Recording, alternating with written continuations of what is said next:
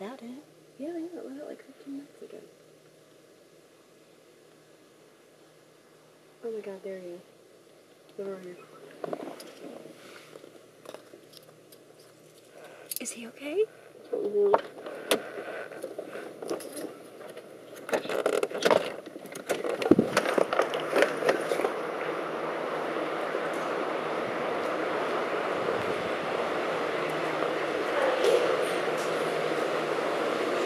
Oh, hey. Hey. Yeah, I'm alright. What happened? Oh, okay, alright. Okay, that's good. That's good. Is this our car? Alright. Alright. You have any coffee? Okay.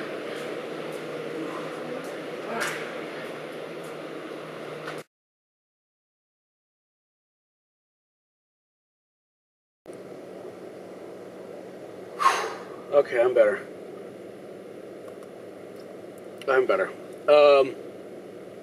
I'm Widget Walls, that's who I am. Needcoffee.com. We're here for a Wayhomer review. And we're here to talk about, because you people dared me to see it. So this is on you, Sex and the City 2. Okay, I'm good. Let's go home. All right, so I'm glad I'm not driving. Actually, I'm in no shape to drive after that. Okay, so Sex and the City 2. What can we say about this synopsis-wise? Well, there's 4 women who have gotten older, gotten married mostly, spawned, and they are going through all the things that one goes through when one gets married, gets older, and spawns, and are dealing with that and decide to go on a huge road trip to Abu Dhabi. That's pretty much it. So let me just say first up, I did not watch the series. I didn't even see the previous movie. And I have a penis. So if any of that, in your estimation, means that I shouldn't talk about this film, you can feel free to stop this review now. Now, that being said, here's what, watching the film, I've been able to glean, I think, about the series itself. Is that, first of all, apparently there was a running gag in the series where they would try to put Sarah Jessica Parker in the worst outfits imaginable. I've decided that based on this film, because you have to understand, I wear black all the time. I have the fashion sense of a coaster. And I'm not talking about a member of the musical group, I mean an actual coaster, okay? And even I know that the stuff she was wearing was absolute crap, that no one really wears. At least no one with any sense, okay? The other thing that I figured out about the series, based on this film, and this is just from watching this film, is that basically the reason why it's so popular with women is because it takes 4 women who have everything and are yet completely unlikable and horrible people. And so women all over the country can watch this and go, wow, we're not bitches. We're wonderful people compared to these people. We're okay. And they can feel good about themselves. Now, that's what I've learned about the series from the film. I could be totally off on that, but it's like, you know, the blind man in the room with the elephant, or the, you know, archaeologists just picking up stuff and making up what they find, the history from what they've found. Here's the really frustrating thing about this film. I have heard, and I haven't read any of the reviews, I haven't read any reviews, even Roger Ebert's much vaunted assassination of the film, that it's absolute crap through and through. And 90% of that's pretty much accurate. It's a whole bunch of crap, okay? But I think you understand what I'm talking about when I say that there are films that you look at and they're crap, and you go, you know what? This was destined to be crap from the word go. This is nothing but crap through and through. And you can't really get frustrated about it because you kind of know going in that it's going to be crap. What's frustrating about this film is it actually could have been decent. I mean, seriously. The 4 leads are not bad actresses, in my opinion. You know, you've got Chris Noth, who I'm fairly certain is pronounced Noth. and he's not a bad actor. The people who are playing smaller parts aren't a bad actor. Whoever the guy is they got to play Liza Minnelli isn't a bad actor. But I'm like, you know, it literally took 2 hours of this film for them to do anything.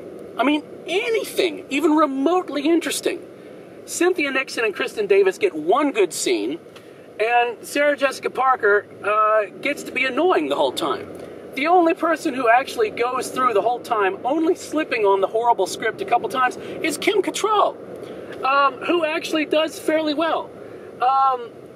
But it's all horrible. I mean, it's really, really horrible. It never loses a moment to anything that you think it could possibly whip out card-wise, as far as let's bash men and talk about how horrible women are, and let's make weird cultural references about everything. It's like everything you think it could possibly do, where you go, nah, they're not going to go there. They actually go there, and it's not even that they're not even going there with any sense of irony whatsoever. They just sort of go there and think they're being clever, which is what's really hilarious. It's not that there's not funny bits in the film. It's not that there's not good bits in the film. It's just at the moment that there's about 5 or 6 seconds that don't suck strung together, and you start to think, hey, maybe this is actually shaping up. Forget it. It's all gone. They'll say something, or there'll be some horrible piece of dialogue that no one in any reality would actually say, and you're out of the film again. So it's, it really is pretty terrible. I mean, it really is awful. But here's the thing. It's absolutely bulletproof. It doesn't matter what I say. It doesn't matter what anybody says. They're going to make a boatload of money off of this thing. And they're going to come back and do a third one because they need the paycheck. And it's fairly obvious from the way that everybody but Kim Cattrall is phoning it in, with the exception of Chris Noth, who, you know, considering the character he has, he could phone it in, and how would you know? But apart from Kim Cattrall, everyone's phoning it in for the first 2 hours. And let me just point out something that I've just said there. The first 2 hours. The film is 2.5 hours long. I mean, my God. It has only one less ending than Return of the King, for God's sake. What were they thinking? Did they not have an editor? So anyway, it doesn't matter what anybody says. Roger Ebert, me, your mom, it doesn't matter. It's going to make a boatload of money, and they're going to come back for a third one, and they're all going to take the job because, let's face it, they want the paycheck. And honestly, I can't blame them for wanting the paycheck, because it's going to be a good paycheck. You can say anything you want about it, you'd take the paycheck. Any of us would. So, yeah, it's this absolutely self-indulgent, insulting film is going to make a boatload of money, and there's nothing we can do about it.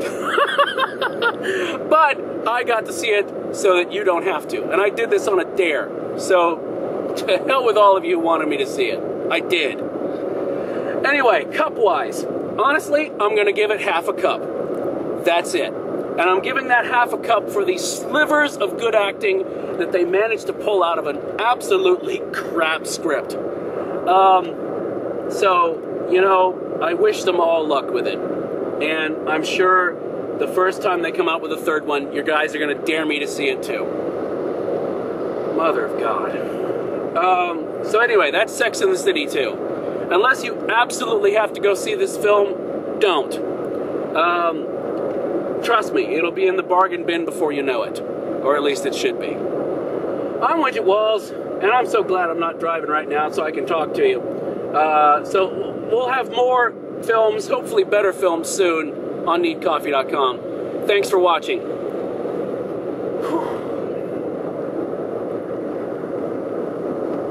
Are you done? Good. I think that film gave me hives. Honestly, I feel itchy all over.